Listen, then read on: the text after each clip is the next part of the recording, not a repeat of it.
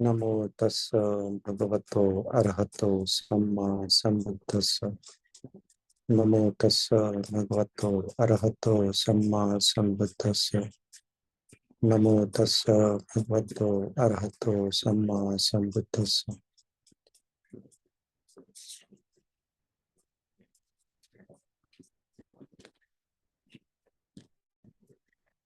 आपण नेहमी एक शब्द बऱ्याचदा ऐकतो, तो म्हणजे क्वालिटी लाईफ, म्हणजे गुणवत्तापूर्ण जीवन.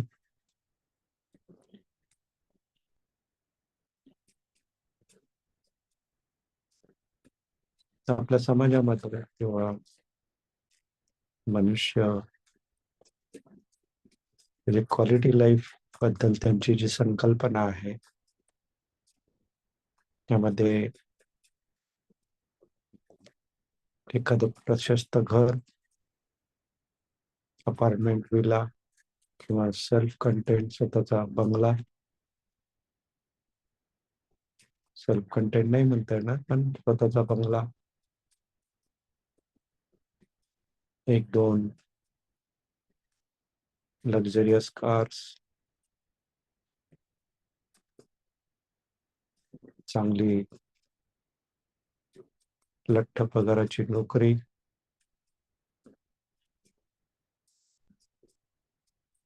चांगली पत्नी, चांगली मुलं किंवा आजूबाजूचं वातावरण संपूर्णपणे आनंददायी, अशा प्रकारे. तर हे जे क्वालिटी लाईफ आहे, गुणवत्तापूर्ण जीवन आहे, त्याच्यामध्ये मुख्य म्हणजे कुठल्याही प्रकारच्या तडजोडी करण्याची आवश्यकता नसते. म्हणजे एखाद्या वेळेस कोणाचं टू बेडरूम घर असेल तर त्याच्यामध्ये कोणी पाहुणे आले की त्यांना अडचण होते, त्या दृष्टीने प्रशस्त घर की कोणी आलं तरी त्यांची स्वतः जी कम्फर्ट झोन आहे त्याच्यामध्ये त्यांना कॉम्प्रोमाइज किंवा त्या आवश्यक नाही. शिवाय लोकेशन म्हणजे जे स्थळ आहे, घराची जी जागा आहे ती समुद्र किनारे किंवा तिथून डोंगर दिसत असेल अशा प्रकारची जागा, जेणेकरून जेव्हा आपण खिडकीतून बाहेर पाहू तेव्हा आपल्याला निसर्ग सौंदर्य किंवा चांगलं दृश्य आपल्याला दिसेल, अशा प्रकारचे. जेव्हा आपण दमून भागून येऊ आणि मग निवांतपणे बसून खिडकीतून किंवा बाल्कनी मधून बाहेर पाहू तर आपलं मन प्रसन्न होईल, उत्तेजित होईल, अशा प्रकारचे स्थळ. जेव्हा प्रवास करायचा असेल तेव्हा एक चांगली कार, दोन असणं आवश्यक आहे, कारण जेव्हा घरातील इतर सदस्य वापरत असतील तेव्हा आपल्याला अडचण व्हायला नको की दुसरी कार आपल्याकडे उपलब्ध, ती पण सुस्थितीमध्ये चांगली लक्झरियस, की जेणेकरून प्रवास जो आहे तो आपला आरामात होऊ शकेल. नोकरीमध्ये कटकट नाही, अशा प्रकारची नोकरी. जर पती असेल तर पत्नी जी कटकट न करणारी असेल, पत्नी असेल तर पती कटकट न करणारा असेल, मुलं त्रास न देणारे असतील किंवा एकूणच घरातला कुठलाही सदस्य कुठल्या व्याधीने ग्रस्त असेल, तर एकूणच सारी जी परिस्थिती आहे ती कुठल्याही दुःखाला किंवा कुठल्याही अडचणींना तोंड देण्याची आवश्यकता, पूर्णपणे जीवन जे आहे एकदम सुखाने, समाधानाने, आनंदाने सुरू आहे.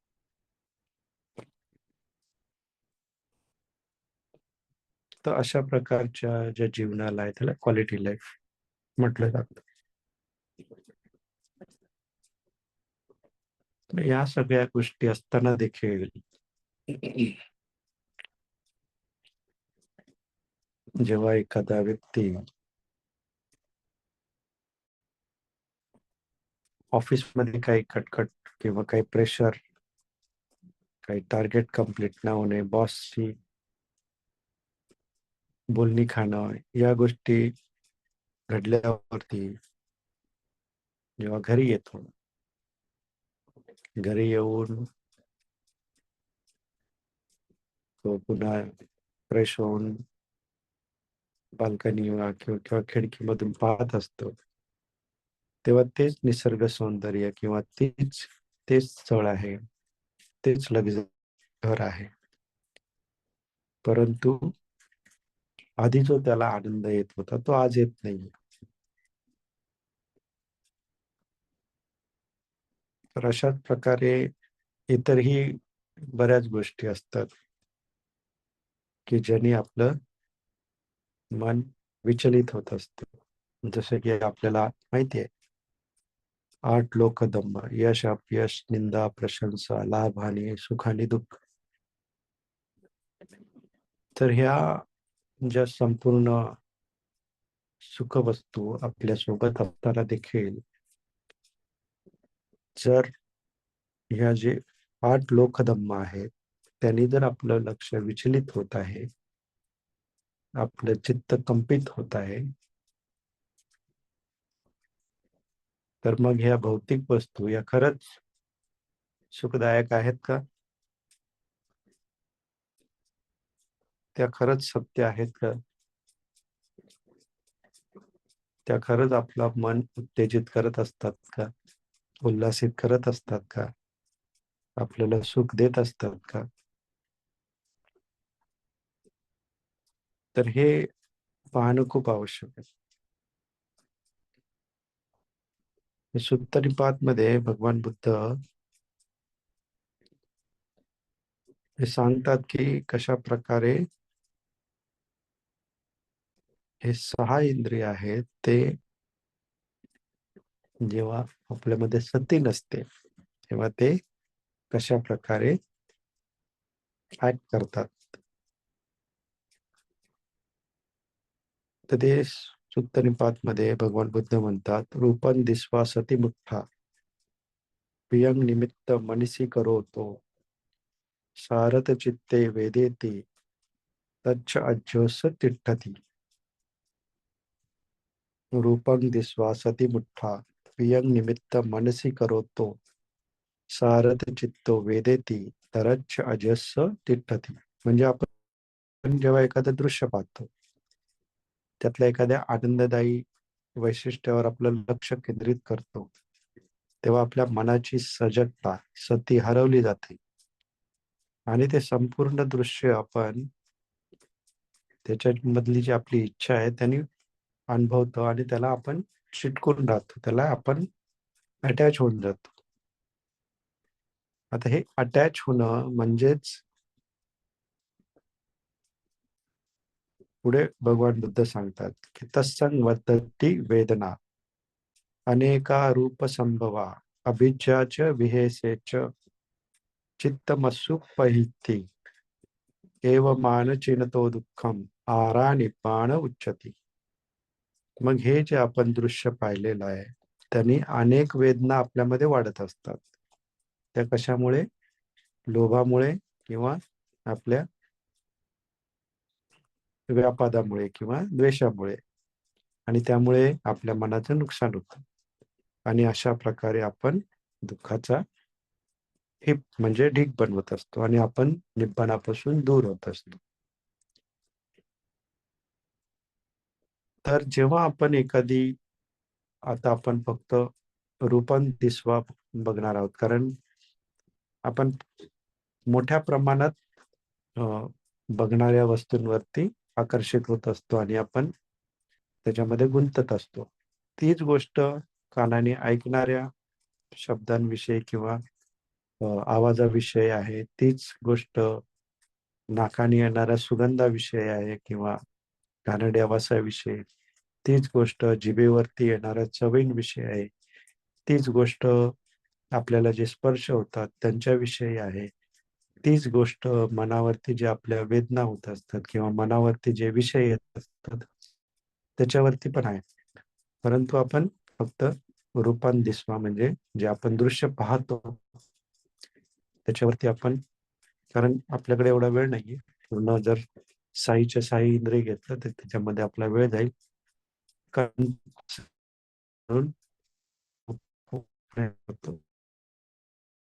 बाकीचं मी फॉरवर्ड करणार आहे, तुम्ही ते वाचू. तर अशा प्रकारे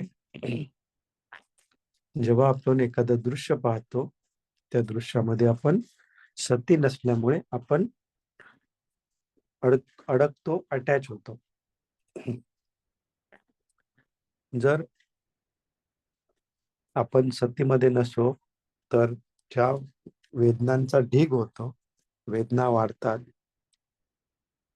तर त्याचं जे खुलासा आहे ते भगवान बुद्ध पुढे करतात की जेव्हा आपण एखादं दृश्य पाहतो त्याच्यामध्ये आवडणाऱ्या गोष्टीकडे आपलं लक्ष जातं आणि त्याच वेळी इत्थ कांत मनाप कामप संहित प्रियरूपर रजनी अशा प्रकारच्या असंख्य वेदना आपल्या चित्तामध्ये उत्पन्न होतात. असंख्य म्हणजे या 6च, इत्थ कांत मनाप कामुपसंहित प्रियरूप आणि रजनीय.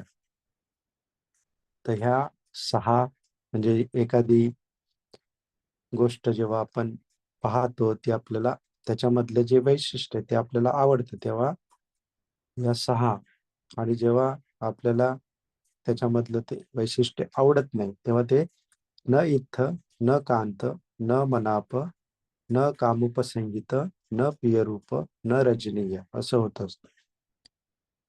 आणि काही वेळा आपल्याला असुखात अदुखात पण होत असतात, म्हणजे इत्त पण नसतं न इत्त पण नसतं, कांत पण नसतं न कांत पण नसतं, मनाप पण नसतं न मनाप पण नसतं, न कामुपसंहित पण नसतं न कामुपसंहित पण नसतं, प्रियरूप पण नसतं न प्रियरूप पण नसतं, रजनीय पण नसतं न रजनीय पण नसतं. तर अशा वेळी ते असुखद अदुखद असतं. तर जेव्हा आपण रूप पाहतो आपण त्याच्यामध्ये वैशिष्ट्य ते आवडतं,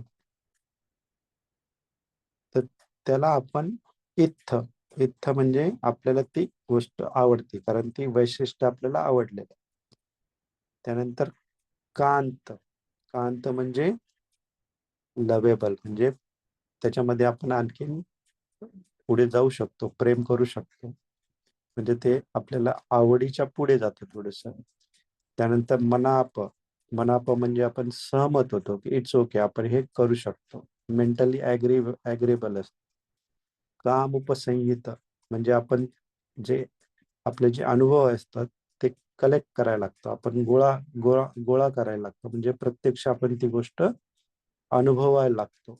नंतर प्रियरूप, प्रियरूप म्हणजे आपल्याला ती सुखकारक वाटते, जसं ते अनुभव आपल्याला येतो ते आपल्याला प्लीजिंग वाटतं, सुखकारक वाटतं. आणि त्यानंतर शेवटचा आहे रजनीय, रजनीय म्हणजे उत्तेजित करतं किंवा उद्दीपित करतं, अरोजिंग करतं आपल्याला. तर अशा प्रकारे हे जेव्हा आपण एखादी चांगली गोष्ट, सुंदर गोष्ट किंवा आपल्याला आवडणारी गोष्ट पाहतो तेव्हा इत्थ कांत मनाप कामुपसंहित प्रिय रूप रजनीय अशा प्रकारच्या वेदना ज्या फर्दर असतात त्या डेव्हलप होतात. रजनीय मध्ये आल्यानंतर आपण पूर्णपणे त्या दृश्यामध्ये गुरफटले जातो आणि मग त्याची आपल्याला, त्याला म्हणतात उपादान, म्हणजे आपण त्या गोष्टीला अटॅच होऊन जातो, चिटकून जातो. आणि ते चिटकणं म्हणजेच आपण त्या गोष्टीमध्ये आनंद मानणं, आणि जेव्हा ती गोष्ट आपल्याला मिळणार नाही त्यावेळी ते आपल्याला दुःख उत्पन्न करणं. तर अशा प्रकारे जेव्हा सुंदर गोष्टी सुंदर दृश्य आपण पाहतो, तर अशा प्रकारे आपण त्याच्यामध्ये अटॅच होत असतो. आणि जेव्हा विरुद्ध घडत असतं, जेव्हा आपल्याला न आवडणारे दृश्य किंवा व्यक्ती आपल्या समोर येत असतं, तर काय होतं, न इत्थ म्हणजे आपल्याला त्याच्यामध्ये काही आवड निर्माण होत नाही. न कांत म्हणजे आपल्याला त्याच्यामध्ये लवेबल किंवा प्रेम करण्यासारखं काही वाटत नाही. न मनाप म्हणजे आपण त्याच्यासाठी ऍग्री होत नाही. म्हणजे ते आपण आवडत नाही ती गोष्ट आपल्याला. न कामुपसंहित म्हणजे तो अनुभव आहे, तो आपल्याला प्लीजिंग नसतो, आपल्याला आवडत नाही ती गोष्ट. अनुभव चांगला नसतो तो. प्रिय रूप म्हणजे तो सुखकारक नसतो. आणि न रजनीय, न रजनीय म्हणजे ते आपल्याला उत्तेजित विरुद्ध दिशेने करत असतं, म्हणजे सुखकारक न करता त्याच्यापासून दूर जाण्यासाठी आपल्याला उत्तेजित करत असतं. तर अशा प्रकारे जेव्हा एखादं दृश्य म्हणजे ते वाईट दृश्य असतं, घाणेरडं दृश्य असतं, तर अशा प्रकारे आपल्यामध्ये वेदना उत्पन्न होत असतात. आणि जेव्हा आपण दृश्य पाहतो परंतु आपण त्याच्यामध्ये कुठलंही वैशिष्ट्य पाहत नाही, काही आपल्याला चांगलंही वाटत नाही, वाईटही वाटत नाही, तेव्हा मग ते इत्थ पण नसतं, न इत्थ पण नसतं. कांत पण नसतं, न कांत पण नसतं. मनाप पण नसतं, न मनाप पण नसतं. कामोपसंहित पण नसतं, न कामोपसंहित पण नसतं. प्रियरूप पण नसतं, न प्रियरूप पण नसतं. रजनीय पण नसतं, न रजनीय पण नसतं. म्हणजे त्याच्यामध्ये कसल्याही वेदना उत्पन्न होत नाही. तर थोडीशी ही अ, अ, उपेक्षा कडे असतं, परंतु मेनली उपेक्षा आपोआप नसतं ते. परंतु त्या अ, दृश्याबद्दल आपण अनभिज्ञ असतो किंवा त्या वैशिष्ट्यावर आपलं लक्ष गेलेलं नसतं. त्यामुळे आपण जसं की आपण एखादी चित्र पाहतो परंतु आपल्याला ते समजत नाही, त्याचा अर्थ कळत नाही, किंवा एखादं रायटिंग लिहिलेलं पाहतो पण ते दुसऱ्या भाषेत असतं, आपल्याला त्याचा उगम होत नाही, अर्थ होत नाही. मग त्या गोष्टी आपल्याला अ, उपेक्षेसारख्या न न सुखद न अदुःखद अशा वाटत असतात. तर अशा प्रकारे ह्या ज्या 18 प्रकारच्या वेदना आहेत त्या आपल्यामध्ये ऑलरेडी असतात. फक्त आपण जेव्हा जेव्हा दृश्य पाहू तेव्हा तेव्हा त्या प्रकट होत असतात, त्या ऍक्ट होत असतात, आणि त्या आपलं जे पुढचं जी लेवल आहे ते अटॅच करत गाठत असतात. इत्थकांत मनाप कामुपसंयत प्रियरूप रजनीय झालं की आपण पूर्णपणे त्या गोष्टीमध्ये इन्व्हॉल्व्ह होत असतो. आणि मग ही इन्व्हॉल्वमेंट आहे, हे जे आपलं अटॅच होणं आहे, हे बाकीच्या गोष्टी घडत असतात. तर हे हे जे 6 इंद्रियांनी आपण जे काही नेहमी अनुभवत असतो, नेहमी अ, दृश्य पाहत असतो, कानाने आवाज ऐकत असतो, नाकाने गंध घेत असतो, जिभेने स्वाद घेत असतो, अं, किंवा स्पर्श होत असतात, मनामध्ये विचार येत असतात. तर ही प्रोसेस नेहमी चालूच असतं आणि प्रत्येक क्षणी आपण त्याच्यामध्ये इन्व्हॉल्व्ह होत असतो, अटॅच होत असतो.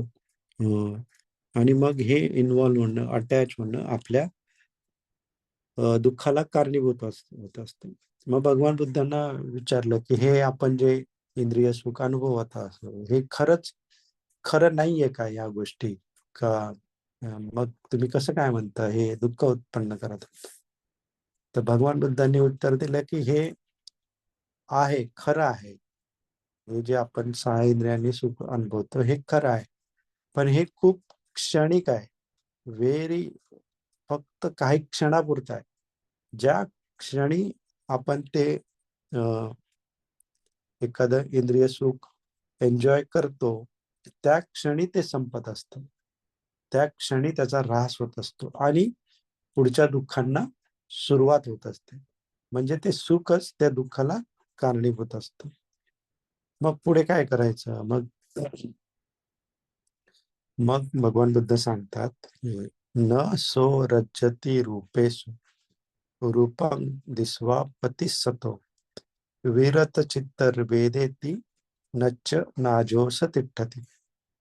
म्हणजे जेव्हा आपण एखादं दृश्य आहे किंवा एखादा आवाज आहे, एखादा गंध आहे, एखादी चव आहे, एखादा स्पर्श आहे, एखादा मनावरती विचार आहे, ते आपण सजगतेने पाहतो.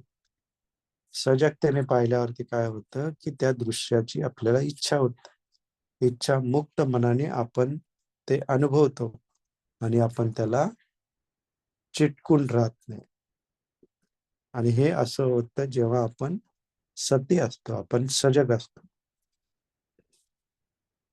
आणि मग पुढे काय होतं, यथास पश्यतो रूप सेवतो चापी वेदना खियतो नो पचियति एवं सो चरिती सती एवं अपचिनतो दिक्खो संतिके निब्बाण उच्चत. मग जेव्हा जरी तुम्ही दृश्य पाहता तेव्हा तुम्ही वेदनाग्रस्त देखील होत नाही. तुम्ही त्याच्यापासून दूर होता. तुम्ही त्याच्या जे वेदना आहे त्यांचा ढीग करत नाही. तुम्ही सजगतेने जगता आणि तुम्ही दुःख दूर करत असता आणि तेव्हा तुम्ही निब्बाणाच्या उपस्थितीत आहात असं म्हटलं जातं. तर अशा प्रकारे जेव्हा आपण सती सजगतेने पाहतो तेव्हा आपण त्याच्यामध्ये इन्व्हॉल्व होत नाही.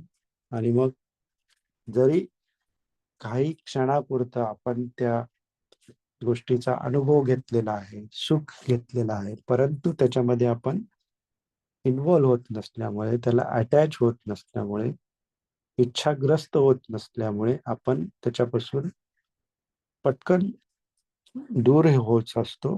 विरक्त चित्ताने आपण त्याला पाहत असतो.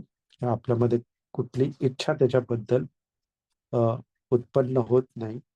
म्हणजे ते इत्थ पण नाही आणि न इत्थ पण आहे.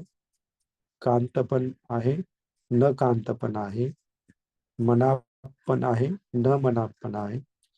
कामोपसंहित पण आहे, न कामोपसंहित पण आहे. पियरूप पण आहे, न पियरूप पण आहे. रजनीय पण आहे, न रजनीय पण आहे. मग ही जी अवस्था आहे ती अवस्था म्हणजे उपेक्षा भाव.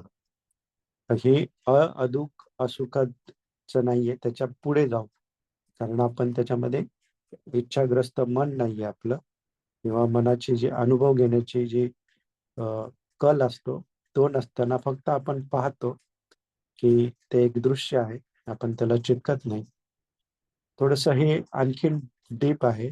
डीप म्हणजे जेव्हा आपण ते दृश्य पाहत असतो तेव्हा प्रत्यक्ष आपला अनुभव असा असतो की मी दृश्य पाहत आहे. आणि हे मी दृश्य पाहणे हे सर्वात मोठा भ्रम आहे, मोह आहे. आणि हे जेव्हा आपण मी दृश्य पाहत आहे, हे जेव्हा आपल्या विचार असतात, आपल्या चित्तामध्ये अशी भावना असते, तेव्हा मग आपोआपच मी आल्यामुळे तिथे मग सुखद किंवा दुःखद वेदना उत्पन्न होतात. किंवा हे इत्थकांत मनाप कामुपसंहित बियरूप रजनीय आणि ह्या अनेक इच्छा, 18 प्रकारच्या इच्छा त्याच्यामध्ये वेदना उत्पन्न होत असतात आणि मग पुढच्या गोष्टी घडत असतात. पण जेव्हा आपण आपलं जे मी असणं ह्याला जेव्हा आपण क्वेश्चन मार्क करतो किंवा त्याच्यामध्ये प्रश्न उपस्थित होतो की मी अस्तित्वात आहे की नाही. हे जे दृश्य पाहणार आहे हे मी पाहत आहे की फक्त हे रूपं दिसवा सती आहे, किंवा फक्त हे आपण अ, पाहत आहोत. फक्त हे पाहणं डोळ्यांनी पाहणं आहे की प्रत्यक्ष आपण मी पाहत आहे. तर मी असं काही नसतंच. आपण या पंचस्कंधांना मी म्हणत असतो. आणि फक्त 6 इंद्रियापैकी डोळा जो आहे ते चक्षु विज्ञान त्याच्यामध्ये उत्पन्न होत असतो.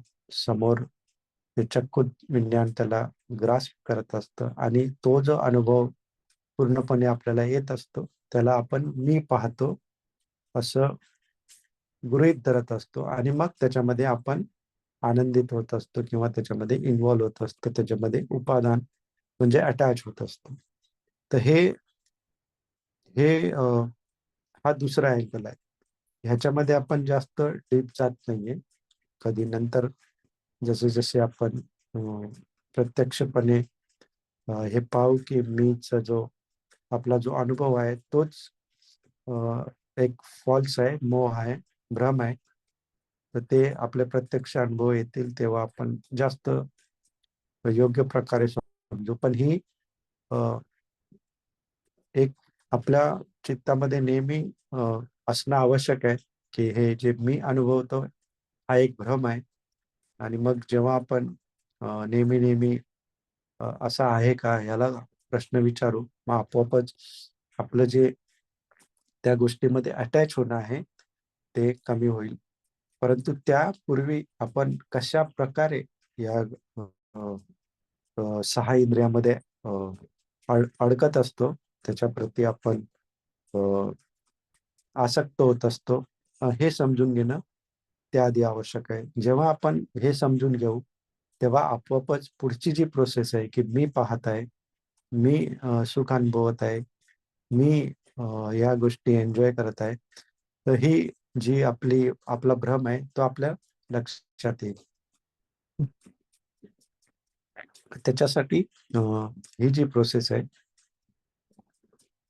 की कशा प्रकारे आपण त्याच्यामध्ये इन्व्हॉल्व होत आहे, हे आपण अनुभवणं, प्रत्यक्ष अनुभवणं म्हणजे जेव्हा आपण जसं की आपलं आधीचं उदाहरण दिलं की ह्या सर्व लक्झरियस गोष्टी आहेत आपल्या समोर, परंतु जेव्हा आपण ऑफिसमध्ये एखादी घटना घडलेली आहे आणि त्या परिस्थितीमध्ये आपण येत आहोत आणि त्याच वेळी सगळ्या भौतिक परिस्थिती सेम आहेत, परंतु त्याच वेळी आपल्याला तीच दृश्य आपल्याला त्याप्रमाणे सुखकारक किंवा आनंददायी वाटत नाहीत. तर हे कशामुळे होत असतं? तर हे या ज्या अ, वेदना आहेत, 18 प्रकारच्या वेदना जे ऑलरेडी आपल्यामध्ये असतात आणि त्या वेदना या सर्व गोष्टी घडवत असतात. हे आपण तटस्थपणे पाहणं, साक्षी भावाने पाहणं खूप आवश्यक आहे. तर नेहमी नेहमी जेव्हा जेव्हा आपण दृश्य पाहू, कानाने शब्द ऐकू, आवाज ऐकू, गंध आपल्याला येतील किंवा चव येतील, स्पर्श येतील, मनामध्ये विचार येतील, तर प्रत्येक क्षणी आपण जेव्हा सती राहू, आपण जेव्हा जागरूक राहू, तेव्हा आपण प्रत्यक्ष त्यांचं जे खरं स्वरूप आहे ते आपण प्रत्यक्ष पाहू शकतो. त्याच्यासाठी सती राहणं खूप आवश्यक आहे. सती राहणं म्हणजे प्रत्यक्ष जेव्हा आपण एखादं दृश्य पाहत आहोत, आपण एखादं फूल पाहिल्यानंतर त्याचा जो रंग आहे, त्याचा जो आकार आहे, ही त्याची वैशिष्ट्य आहेत. त्या वैशिष्ट्यामध्ये मुळे आपण त्याच्यामध्ये इन्व्हॉल्व होऊन जातो, त्याच्यामध्ये अ, अडकत असतो आणि मग ते जसं आपण त्या वैशिष्ट्याकडे लक्ष देतो, आपली सती लूज करतो आपण, आपली जागरूकता लूज करतो आणि मग पुढची जे इत्त कांत मनाप कामुपसंहित प्रिय रूप रजनीय ह्या वेदना उत्पन्न होतात. आपण पूर्णपणे आपली सजगता जाते. त्याच्यामधला जो भ्रम आहे तो आपल्याला दिसत नाही आणि मग आपण त्याच्यामध्ये इन्व्हॉल्व होतो आणि ते क्षणिक सुख आणि पुढच्या असंख्य दुःखांना आपल्यामध्ये जन्म देत असतं. तर हे जेव्हा आपण सतीने पाहू, हे फूल आहे, त्याचा कलर आहे, इट्स ओके, हे फूल आहे, ह्या फुलामध्ये रंग आहे, तो पण अ, आकर्षक आहे, फुलाचा आकार आकर्षक आहे, परंतु हा जो आकार आहे फुलाचा, हा जो रंग आहे, का हे नित्य आहे का? हे परमनंट आहे का? हा जो आकार आहे फुलाचा, हा किती काळ राहणार आहे? 1 दिवस, 2 दिवस?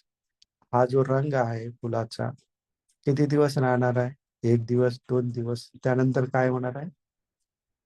ते नष्ट होणार आहे. तो रंग नष्ट होणार आहे, आकार नष्ट होणार आहे. त्याचा जो गंध आहे तो नष्ट होणार आहे. हे जे त्याचं ट्रू नेचर आहे, सत्य जे त्याची जी परिस्थिती आहे, हे हे सतीने आपण पाहणार असतो, पण आपण ते पाहत नाही. तर सतीने हे पाहणं आवश्यक आहे की हे अनित्य आहे, हे दुःख आहे, हे अनात्म आहे. तर प्रत्येक दृश्य जे आपण पाहू, मी दृश्य दृश्य का म्हणतोय, कारण आपण एकच उदाहरण घेत आहोत, परंतु ह्या सर्व गोष्टींना लागू होतं. जे काही आपले अनुभव येत आहेत ते अनित्य आहेत, दुःख आहे, अनात्म आहेत. हे तीन गोष्टी आपल्याला त्याच्यामध्ये पाहणं खूप आवश्यक आहे. वारंवार प्रत्येक गोष्टी प्रत्येक वेळी आपल्याला ह्या तीन गोष्टी त्याच्यामध्ये पाहणं आवश्यक आहे. तर जेव्हा अनित्य, दुःख, अनात्म आपण त्याच्यामध्ये पाहू, ते जसं फुलाचं उदाहरण घेतलं की आपण त्याच्यामध्ये पाहिलं की हे एक दिवस 2 दिवसच ह्याचा जो आकार आहे, ह्याचा जो रंग आहे तो राहणार आहे, त्याचा जो गंध आहे तो राहणार आहे. त्याच्यानंतर काय होणार आहे, ते नष्ट होणार आहे. ज्या क्षणी ते आपल्याला क्लिक होईल की हे नष्ट होणार आहे, त्या क्षणी आपल्यामध्ये निबिद्ध भाव उत्पन्न होणार. निबिद्ध म्हणजे तिथल्या तिथे आपण स्टॉप होणार. त्यानंतर काय होणार, विराग आपल्यामध्ये उत्पन्न होणार. विराग म्हणजे त्याच्याबद्दलची असलेली आसक्ती आहे. राग म्हणजे आसक्ती, विराग म्हणजे त्याच्यामधली जी आसक्ती आहे ती नष्ट होणार. त्यानंतर काय होणार, निरोध होणार. निरोध म्हणजे काय, की त्याच्याविषयी काही आपल्याला वाटणारच नाही. तिथल्या तिथे ते सीज होऊन जाईल, थांबून जाईल. आणि ते थांबणं कशाला उत्पन्न होऊन करेल, पटीनिसर्ग. पटीनिसर्ग म्हणजे त्याच्यापासून दूर, आपण दूर होऊन जाऊ. तर जसं आपण त्याच्यामधले अनिच्च, दुःख, अनात्म पाहू, तर निबिद्ध, विराग, निरोध, पटीनिसर्ग हे आपोआप घडणाऱ्या गोष्टी आहेत. त्याच्या सोबतच त्याचं जे ट्रू नेचर आहे, त्याचे जे सत्य आहे, त्यातलं जेव्हा आपण पाहतो, जो भ्रम आपला दूर होतो, तर त्यानंतर निबित्त, विराग, निरोध, पटीनिसर्ग ही आपोआप आपल्यामध्ये उत्पन्न होत असतात. कारण ह्या गोष्टी भ्रमामुळे आपल्याला समजून येत नाही आणि तो आपल्यामध्ये निबिद्ध होत नाही, विराग होत नाही, निरोध होत नाही, पटीनिसर्ग. जेव्हा आपण सत्य पाहू, त्याचं जे ट्रू नेचर आहे ते पाहू, तर ह्या गोष्टी घडणार आहे. पटीनिसर्ग म्हणजे पूर्णपणे अलिप्त, पूर्णपणे आपल्यामधून त्याच्या प्रती जे असलेलं आकर्षण आहे, त्याच्यामुळे ज्या उत्पन्न होणाऱ्या 18 प्रकारच्या वेदना आहेत, त्या पूर्णपणे निघून जातील. त्याचा कसलाही शिल्लक राहणार नाही. जर ते निघून जातील, शिल्लक राहणार नाही, भविष्यात जेव्हा तशाच प्रकारचं दृश्य, तशाच प्रकारचे अनुभव जेव्हा आपल्याला येतील, तर ते ह्या वेदनाच नसल्यामुळे ते पुन्हा त्याविषयी आकर्षणच आपल्या मनामध्ये उत्पन्न होणार नाही. जर आकर्षणच उत्पन्न होणार नाही, तर मग ते जे उपेक्षा भावाने जे पाहणं आहे, तो जो भाव आहे तो तेव्हा आपल्यामध्ये उत्पन्न होईल. उपेक्षा केव्हा निर्माण होईल, जेव्हा आपण त्यातलं फोलपणा, त्यातलं जे ट्रू नेचर आहे, सत्य आहे, ते जेव्हा पाहू, तेव्हा आपोआपच आपल्यामध्ये उपेक्षा त्याविषयी जे निर्माण होईल. तर हे सती राहणं आणि सती न राहणं ही ही एक बाजू आहे. फक्त ह्या बाजूने जेव्हा आपण पाहू, जेव्हा आपण सती राहू, तर पूर्णपणे आपण पटीनिसर्गापर्यंत जात आहोत. जेव्हा आपण सती नाही, तेव्हा आपण त्याच्यामध्ये गुरफटत आहोत आणि असंख्य दुःखांना जन्म देत आहोत. तर हे पटीनिसर्ग होणं म्हणजेच निब्बाण, म्हणजे त्याच्यापासून जे दुःखाला, अनंत दुःखांना जन्म जन्म देणार आहे, ती गोष्ट आपण तिथेच थांबवत आहोत, तिथेच स्टॉप करत आहोत. आणि तेच निब्बाण आहे.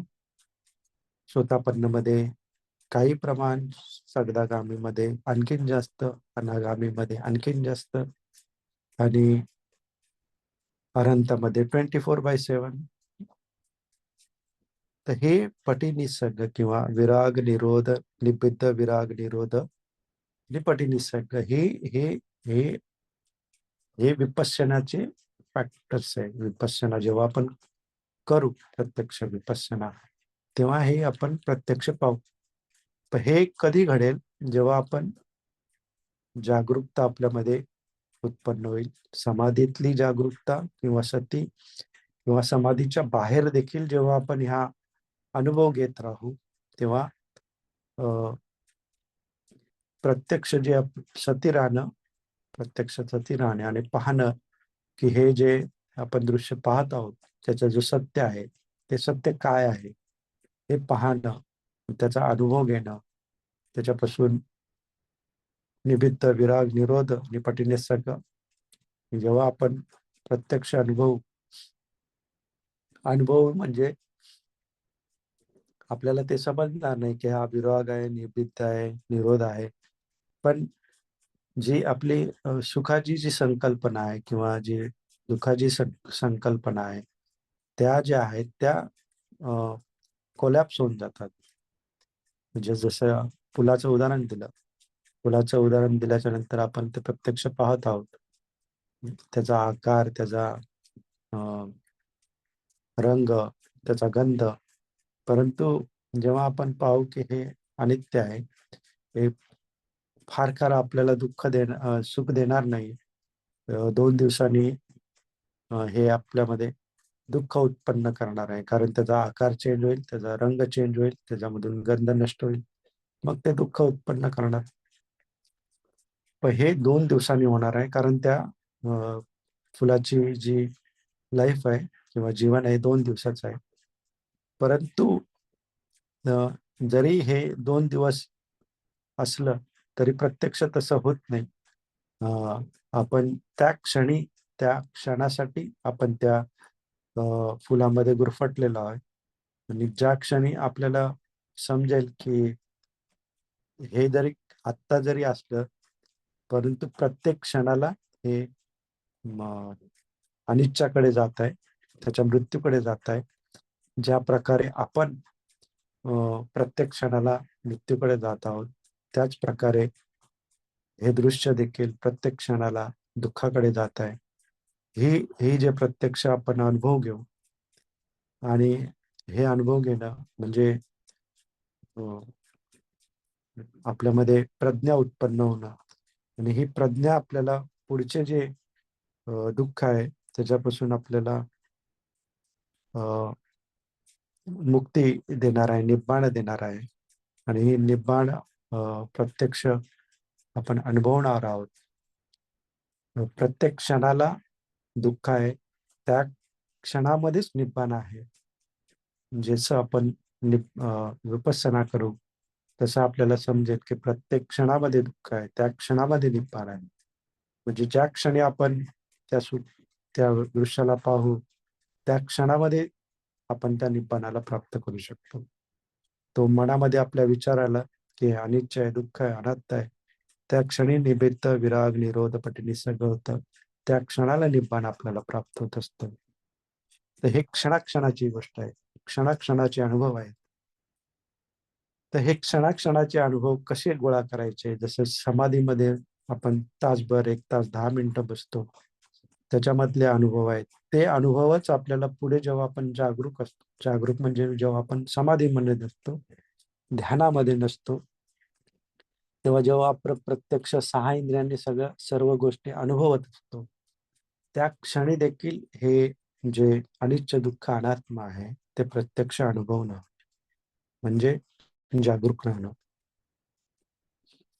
मला बऱ्याच लोकांनी जेव्हा आपण मागच्या सेशनमध्ये टॉकमध्ये घेतलं होतं की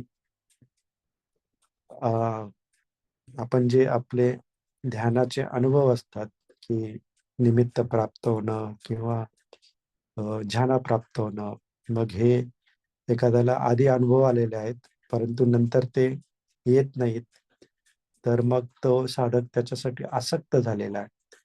तर आसक्तीचं हे जे कारण आहे, हे मूळ कारण हे आहे. मूळ कारण काय आहे की जेव्हा आपण ध्यानाला बसत आहोत तर ध्यानाचे जे आपले अनुभव आहेत ते अनुभव आपण कॅरी फॉरवर्ड करत नाही.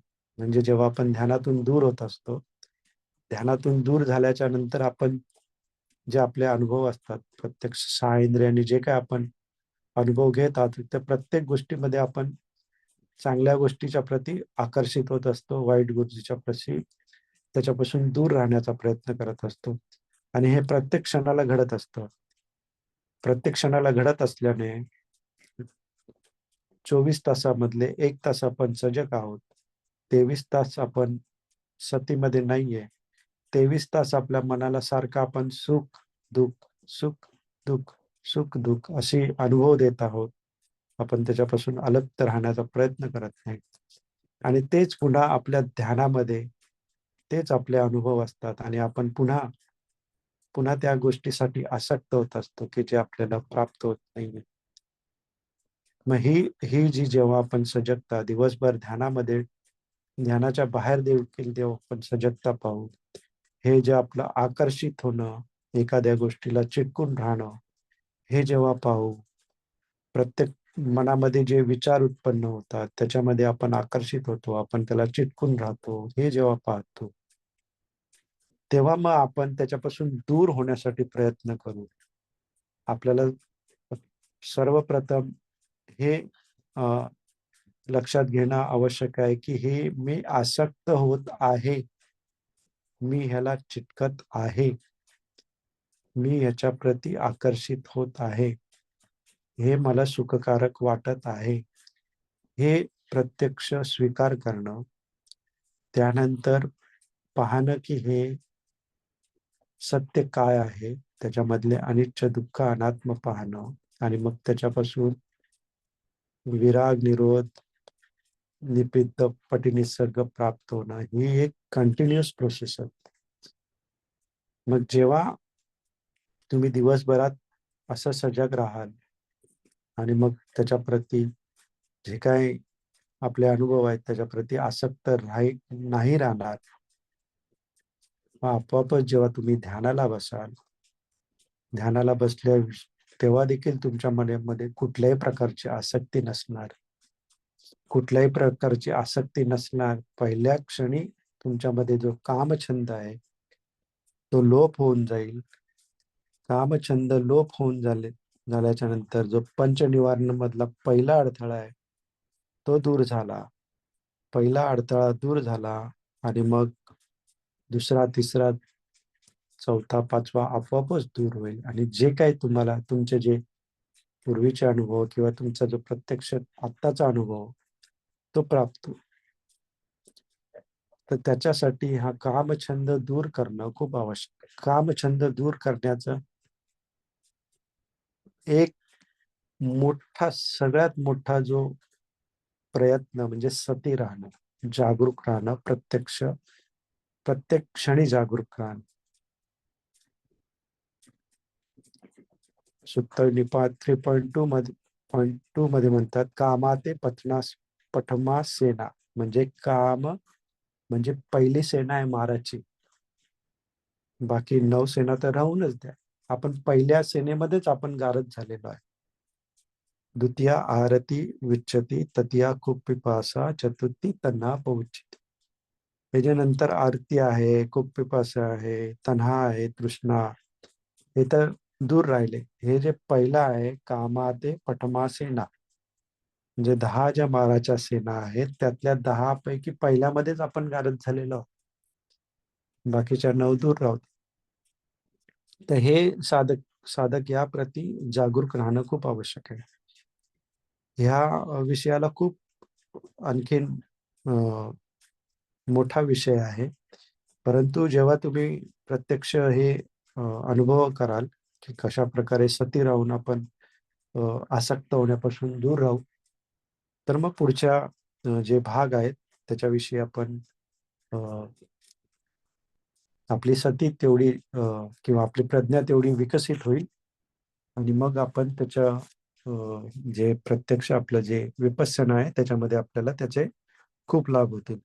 तर म्हणूनच ध्यानाच्या नंतर देखील जागरूक राहणं खूप आवश्यक आहे.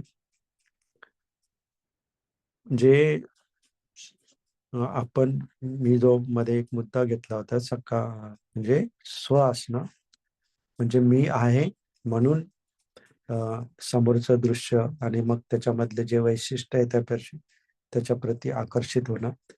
तर हे मी नसणं म्हणजे सकाळी दिट्टी दूर होणं. सकाळी दिट्टी दूर झाली की मग स्वतःपन्न, त्यानंतर सगदागामी, अनागामी, त्यानंतर अरहंत. तर ही सेकंड स्टेप. परंतु त्याआधी हे जे आपले जे एखाद्या गोष्टींमध्ये आकर्षित होणं किंवा त्याला अटॅच होणं, ही जी आपली प्रवृत्ती आहे त्याचं मूळ बघणं, त्याचा अनुभव घेणं आणि त्याच्यापासून दूर होणं हे खूप आवश्यक आहे. तर आजच्या विषयी इतकंच की जे काही आपले जे अनुभव असतात दिवसभराचे ध्यानाच्या व्यतिरिक्त, त्याच्यामध्ये देखील सजगता आपल्याला प्राप्त करायची आहे.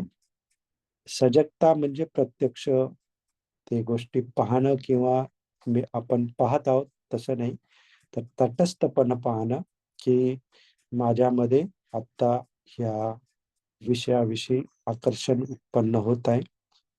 हे आकर्षण योग्य आहे का? ह्या आकर्षणाचं मूळ काय आहे हे म्हणजे योनिसो मनसिकार. ह्या आकर्षणाचा मूळ आसक्ती आहे का?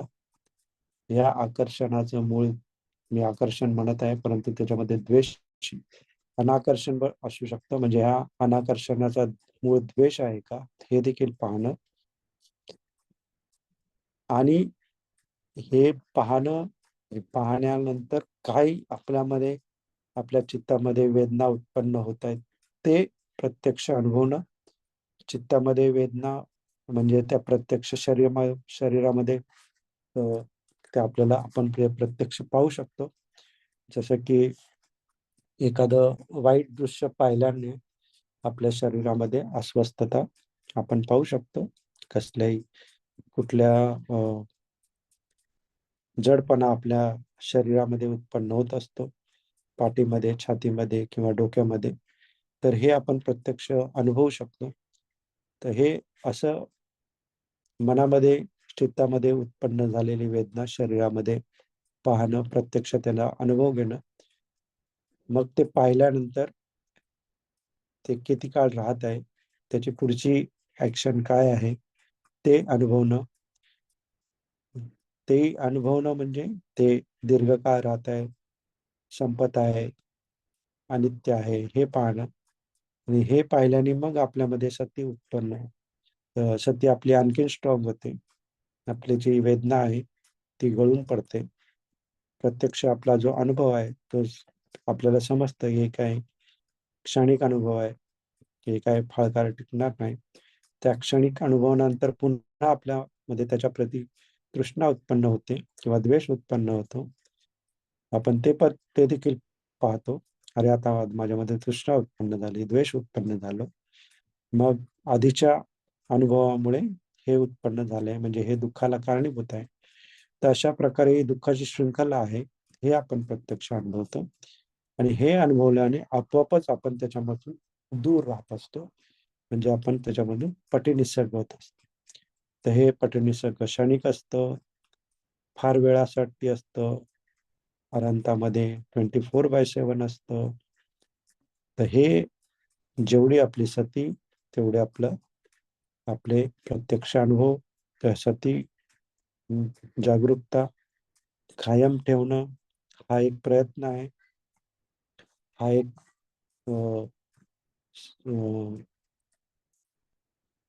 वीर्य आहे.